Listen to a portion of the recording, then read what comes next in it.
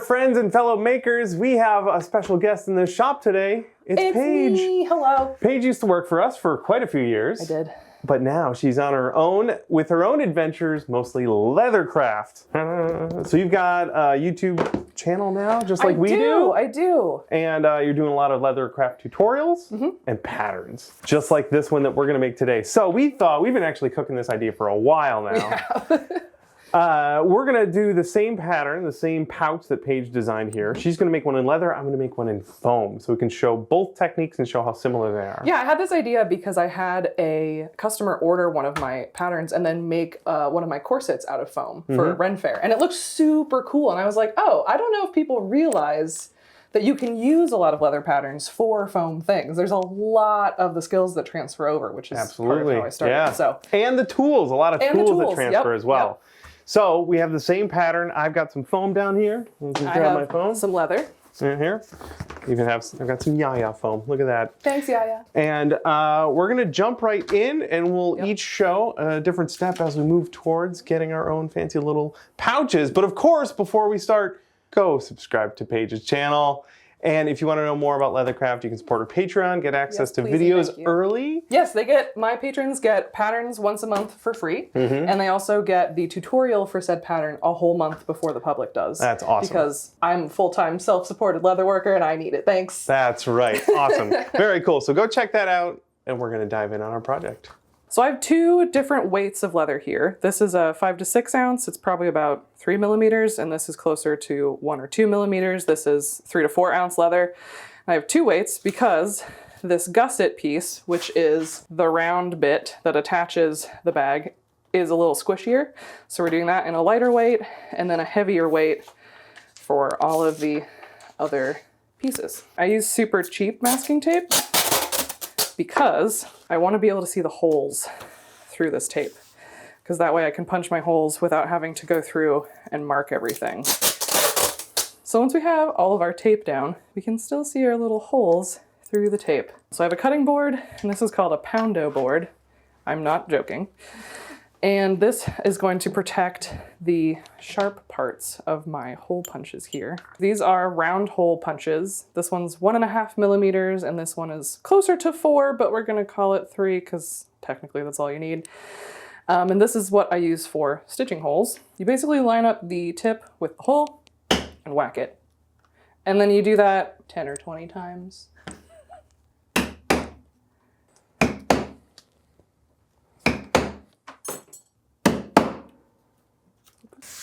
A lot of leather poops. Leatherworking is clean. I'm just going to use these leather shears that I totally didn't abscond with from your guys' old shop. I like to use these, but you can totally use something like, say, a Lovely Punish Props branded box cutter. Ha! Available at punishprops.com. I use mine all the time. These help with heavier leathers especially. They cut really, really well. You can see on the edge of this pattern here, this is the pattern line. And I have a little bit of extra paper on the side, and that's so that I can tape this down without getting any like tapey kind of residue. Because you can see it kind of roughs up the surface there. So then when I cut it out, I actually cut out on the line, so then I have holes and a nice edge, and I don't have to draw or mark anything.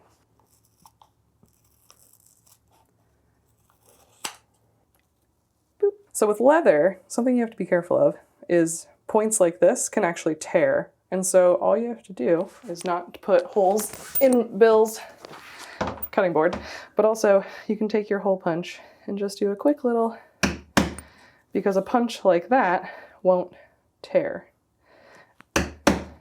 It'll just keep it nice and flexible without risking it ripping. You can also do that with foam projects, honestly, and it would probably prevent rippage pretty well too. So far, so good. My turn. I'm going to do some tracing and cutting myself, although a bit less hole punching. I will punch some holes later, but I'm just marking these where I want them to go. But I'm going to actually punch my holes once it's all been assembled, and I'm only doing these holes on the front. Mine are decorative. I'm going to use glue. But the rest of the parts have been traced, just like we do on most of our foam projects, and we can do a little cutting out.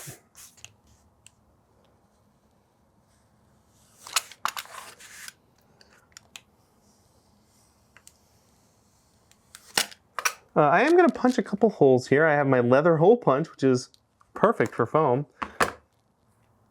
Get out of there. This is where some hardware will come in later for assembly, so we'll actually use that. I am also going to follow Paige's advice and cut a hole, punch a hole right at the tip of this, so it's nice and clean. It also makes it easier to cut out. Yeah, that's true. Like this. Look at that. We can just go right in like there. And do the other one on the other side. Yeah, if I was smart, I would have done mine in that order. Yeah.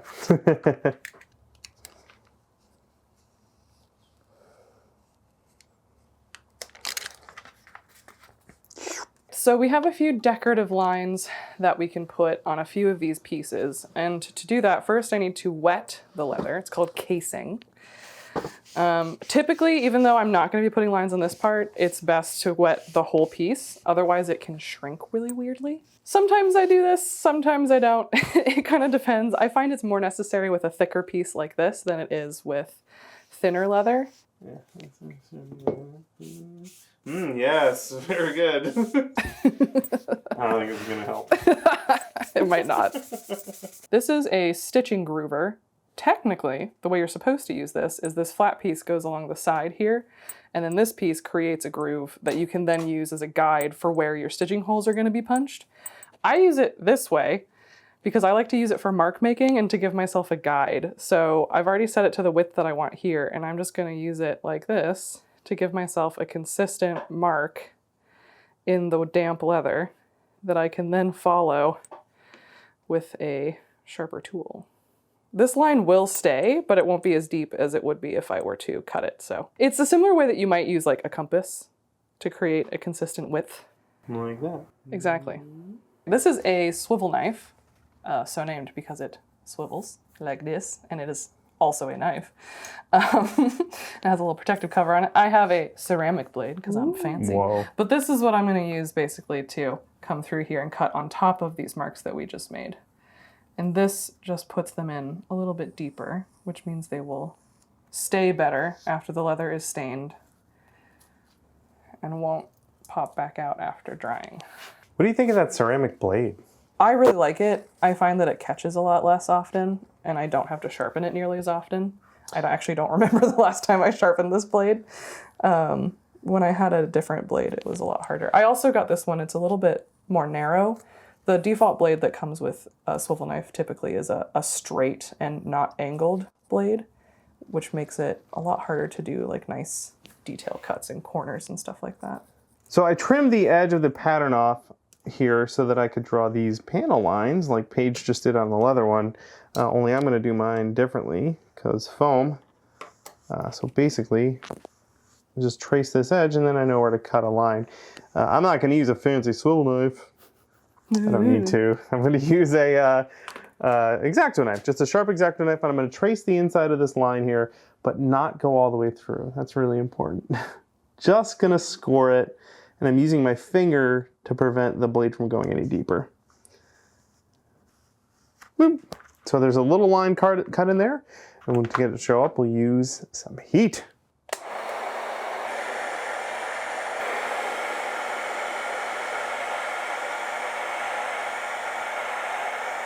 There we go, we have that nice panel detail right there.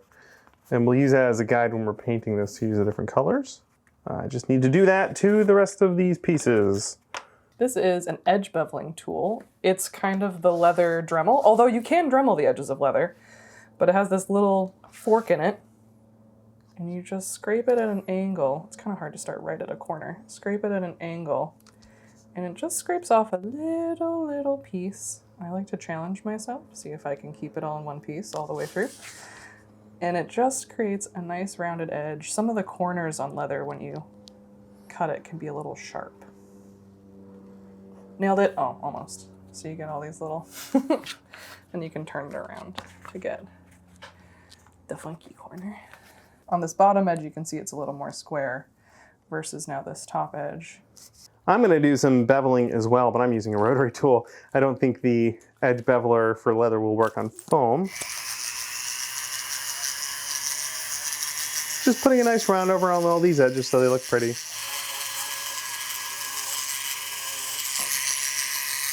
We made a ton of progress so far, and we've been kind of mirroring one another. But that's going to change, because for leather working, next step is color. Yes. So you're going to start on that. I'm actually going to start assembling mine, and we'll paint it once it's all put together. Yeah, with leather, you kind of want to do all the color. You want to do pretty much as much finishing as humanly possible and then put it together, which is where we deviate extremely from the foam process. Let's dive in. We're going to throw some color on this. I'm going to use 2 different kinds of stain. This is a kind of dark brown. This is a more reddish brown. This one we're going to do after we put this darker brown on all of our borders here as a nice decorative part. And this one we'll put on top because it's not so good at staying in the lines. I'm going to use a foam brush to apply it. You could use a regular paintbrush. It's not going to hurt it, but I happen to have a whole bunch of these, so. This actually isn't bleeding too much. Sometimes the stain bleeds a lot. And I also want to make sure to get these edges nice and covered. I kind of like to do a little bit of the back too. This piece is going to get folded over, so you actually will see a little bit of the back, but it's also going to be the part that a belt goes through, so you're not going to see a whole lot of it. So this is a gel antique, which is effectively a weathering wash for leather. Technically, you're supposed to apply it over something like a resist or a sealing coat, and it sticks in all the grooves just like any other weathering wash. But I really like the color, so I use it as a stain also. And it's really, really fun to apply.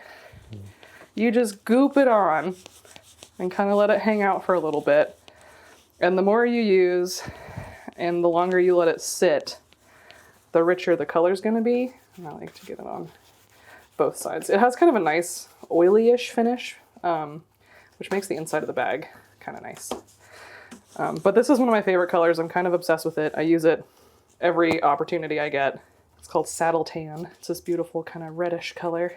And then you get your paper towel just a little bit damp. It doesn't need to be crazy wet. And then you buff it off. Ooh. Right? It's kind of magical, and I'm a little obsessed with it. There's no way I'm going to make the foam look like that. That's okay. It looks so good. That's why you use leather for leather and you use foam for foam. But you can make foam look super cool in other ways, which is nice. Thanks for believing in me, Paige. I do believe in you, Bill. But look, it's so pretty. It really is. You can kind of see, especially where I goofed up a little bit, you can see how it sticks. The darker stays in those cracks. It's just grown-up finger painting. It's very satisfying. This does a little bit of a burnishing effect on these rounded edges that we beveled earlier, which makes it look nice and finished. I'll try to get the back too. The more water you use, the lighter the finish is going to be, because it does water it down a little bit. So you definitely want to start with less. Time to do a little bit of gluing. I have a fan here to keep the fumes away from my face, and the doors open. Very important. So I'm skipping ahead. I'm going to do some assembly first, but I have Paige here to tell me where things go, and I have an example part as well. So I'm going to put contact cement on a bunch of different places, and we'll glue it all together, and then we will do further coloring and all that sort of stuff. We got glue here so that this can get sandwiched together. We have glue along the edges of this part here, and that'll stick to the back of this piece and the back of this piece, just like that. These should line up with the holes I made. Very good. And we'll glue this to the part, but we're going to use real hardware here too, because it'll look legit. Yeah, I brought some rivets. And then this bit of fun, this is the back. Yes. This is the back. Yep. All right. And we need to glue all that together. All right, I figured out the middle, and that's where we're going to start. And this is going to kind of pinch around. We may have to put some darts, but I think the foam will work with us. Yeah, that's part of the reason I thought this would be a good foam project, because of how you can warp foam into shape with adhesive. It's the same process as warping leather into shape with stitching. Yeah, right? This is going to come together so much faster. I know, right? You're going to have a done pouch, and I'm going to be stitching for hours. This is now it's a puzzle. It's mostly a puzzle figuring out where to put your hands. And if it makes you feel any better, this puzzle also exists when stitching too. Yeah, I can imagine what that's like. That went pretty well though. That did. For a first shot. We didn't test this, so yeah. I think it went great. I didn't center this very well, so we're just trimming a little bit off of this side. Which is fine. This is fine. Yeah, no one will know. Except us and everybody that watches this video. And the tens of thousands of people at home. Okay, so we just need glue there and glue there. I'm just making sure all these holes line up because we want to put like a rivet or something through there, maybe a Chicago screw. All right, let's get that and bend that into shape.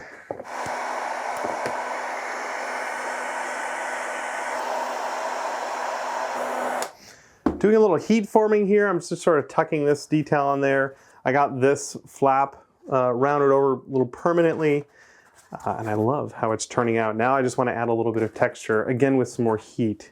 For the texture, I'm going to use some foil, make a loud racket. There you go, you can help. All right, we're just going to use the pointy bits on here to add a little bit of texture to our foam.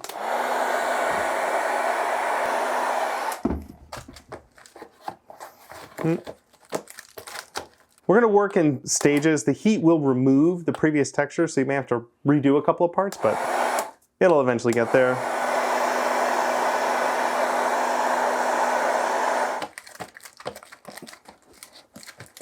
There we go. We have a little bit of a texture on there, a little bit of a leather type texture. I'll just repeat that over the whole bag until it all looks good.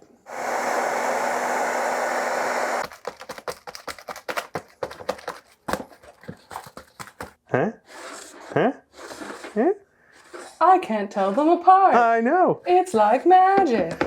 Now, I'm ready for paint, but I believe Paige still has a whole bunch of work to do. Next, we are going to install hardware, which you have to do before stitching, because it becomes really hard to hammer when your stuff's not flat.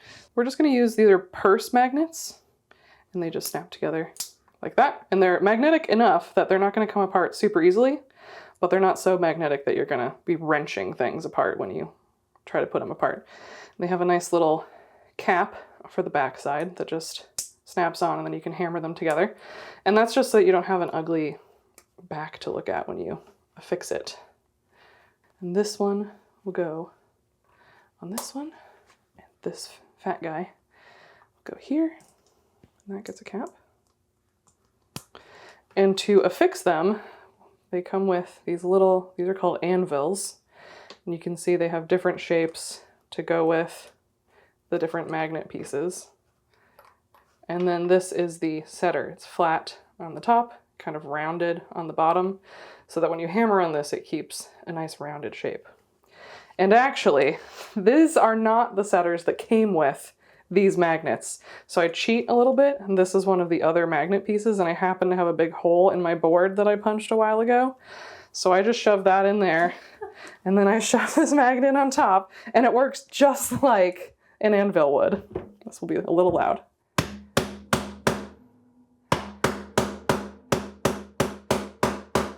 And then once I've hammered it directly, I'll kind of move it around while hammering a little bit. And that makes sure this stays nice and round while also making sure all the edges are down.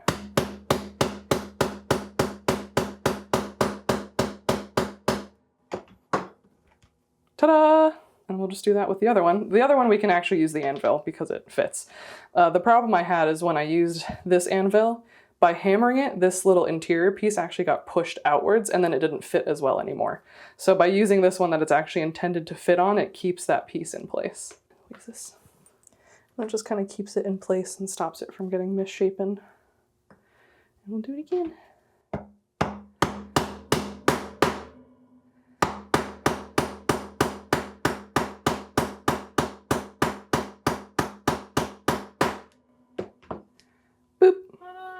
And now they snap together. Ooh. Ta-da! And you can get a preview of what it's going to look like, which is pretty sweet.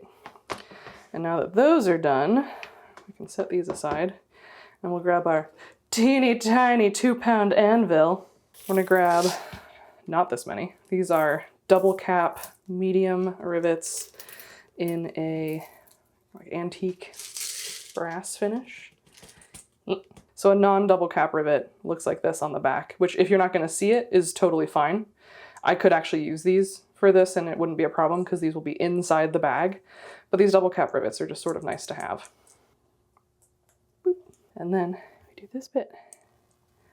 And then this bit. And this is about the maximum thickness that we can get away with medium-sized rivets. There's also large rivets, which are a longer stem. So if you have thicker material that you're trying to squoosh together. So these can still, you can hear the snap there. That's because they can still come into proper contact. This is a riveting hammer. So it's a nice flat top. And we're just gonna give them a good whack, which is 90% of leatherworking. It's great if you have anger issues. And they're nice and flat on the inside too. Time for paint. Got some Angelus paints here, which are leather paints, and they also work great on foam. I mix up like a dark-ish orange. I'm trying to match pretty close. And we're gonna cover everything with that, and then we'll do the edges after this.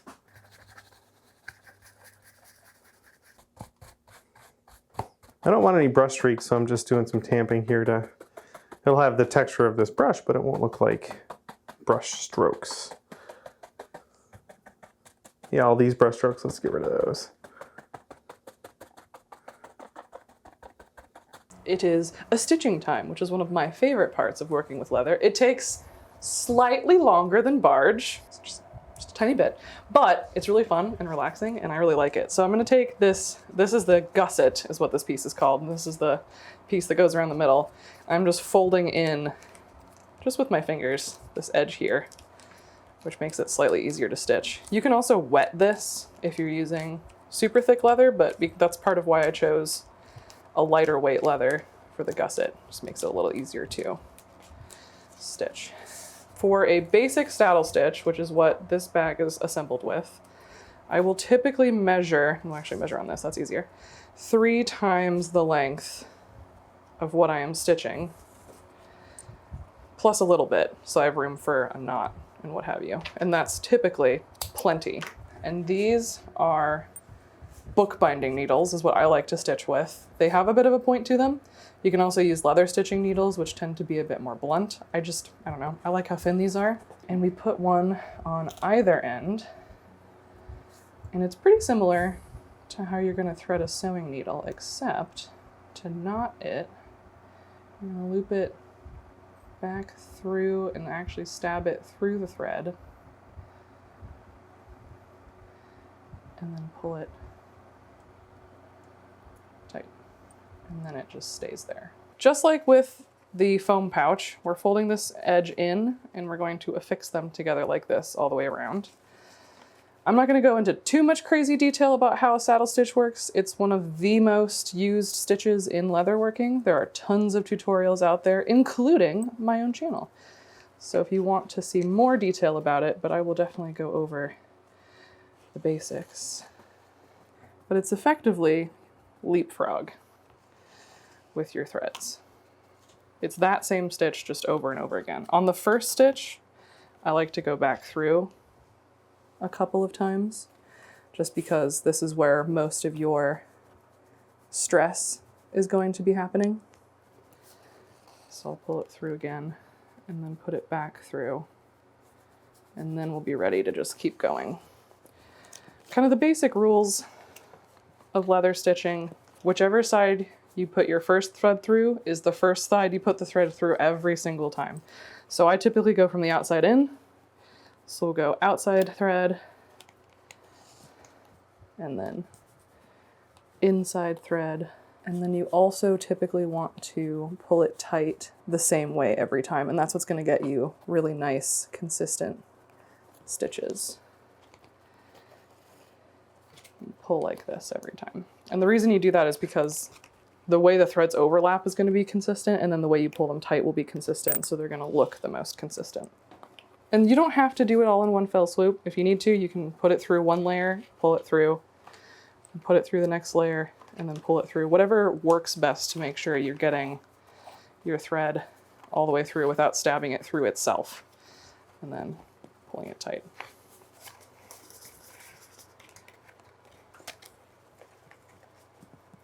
This is a part of leatherworking that happens to me in almost every project, and it's called trusting the process. So it looks like this should be the next hole, but it's actually that one.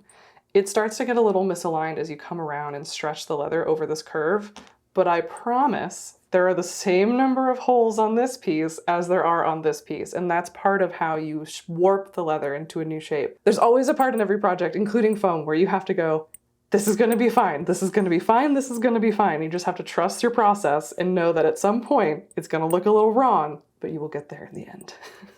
It scares me every time. And when it gets a little misaligned like this, you can do what I said earlier and just go through one part at a time. And as you keep pulling it nice and tight with every stitch, it will line up and you will get this nice curve going all the way around. Doing the edges here, which is funny because Paige did this like first. Hands of a surgeon! Unlike mine. Paint is dry-ish. Time for me to poke some holes for my stitching. Could have done this before I painted it. I don't think it matters. I've got my wood burning tool with a narrow pointy bit there, and I'm just gonna sink a hole right through my foam bit. Like that. This does make some stinky fumes, so I'm gonna go finish this outside. Got my holes all poked out, and I'm gonna do some threading. I have a needle that I made out of a finishing nail years ago, and it's got a big enough hole that I can make a thread out of 2mm foam, and it'll go right through there. Just cut a really thin strip of this 2mm foam, and that will be our thread. Through there. And we're not going to do a saddle stitch on this. We're going to go really simple. Actually, I should glue this end in. Just a little bit there, and then I'll trim the end off.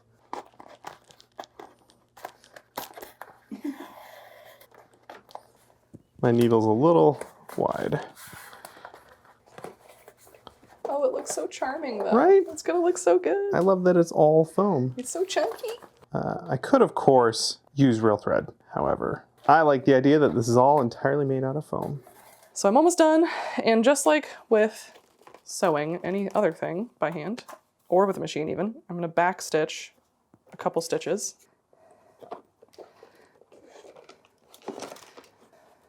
Snip. And you take just a basic lighter. Whoops.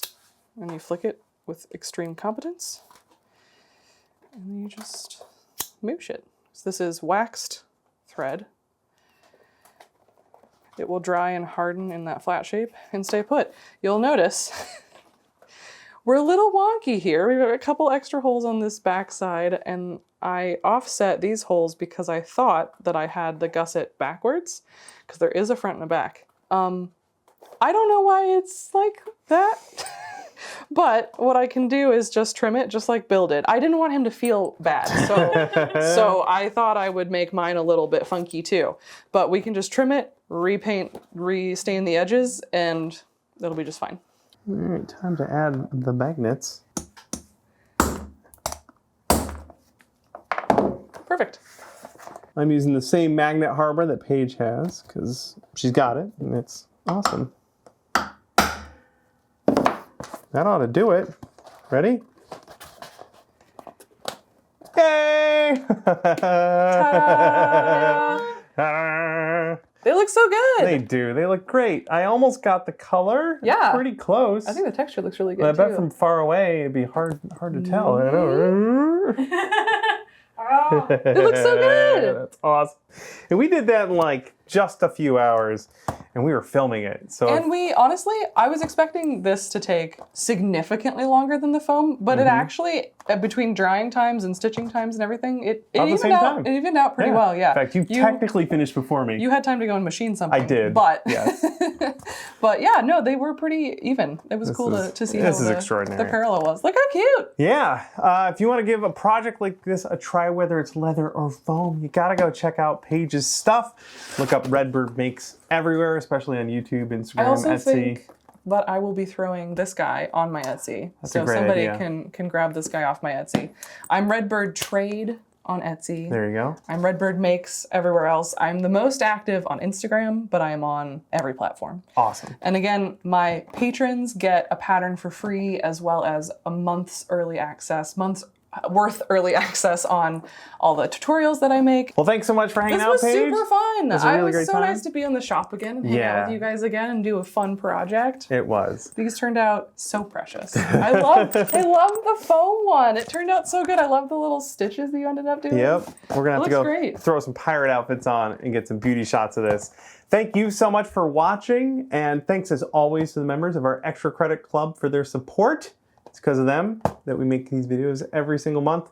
And if you want some extra stuff, including weekly vlogs, you can head over there either on Patreon or right here on YouTube and join the club, get some extra goodies. We'll see you next time with some more fun builds from here in the shop.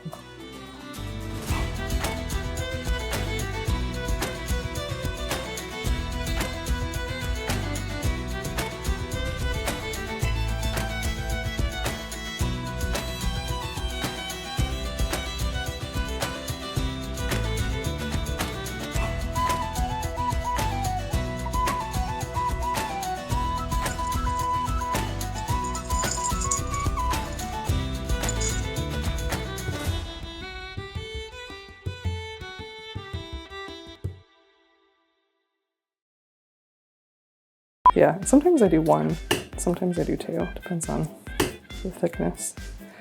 Ah! Sometimes I do that. We call these punch poops. And never ever messy, and I never have anything on my fingers, and there's never a ton of punch poop on my desk. To do this one, I'm just gonna use a foam brush and shake it up a little bit. Is there even any in here? That might be a problem. I'm pretty sure. Oh, it's not what I thought it was. Hey Bill, do you have any leather stain? Yes. This is not the one I meant to grab. This is more similar to what this is. This is an antique finish. It's like a goop. Nice. That went pretty well. We'll use that clip for the video. Not that one? Why wouldn't you want to use that one? It was so beautiful. It's a good noise. I haven't even stained anything yet, and I have leather stain all over my hands. It's everywhere. I'm helping. One of them has a magnet in it.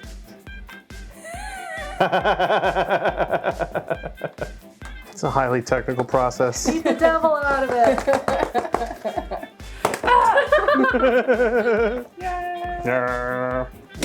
You know, take this. I will steal it. No, you can't. It's $12 on Tandy. Get your own. This is a 1.5 millimeter punch. Sorry. I put batteries in the ghost.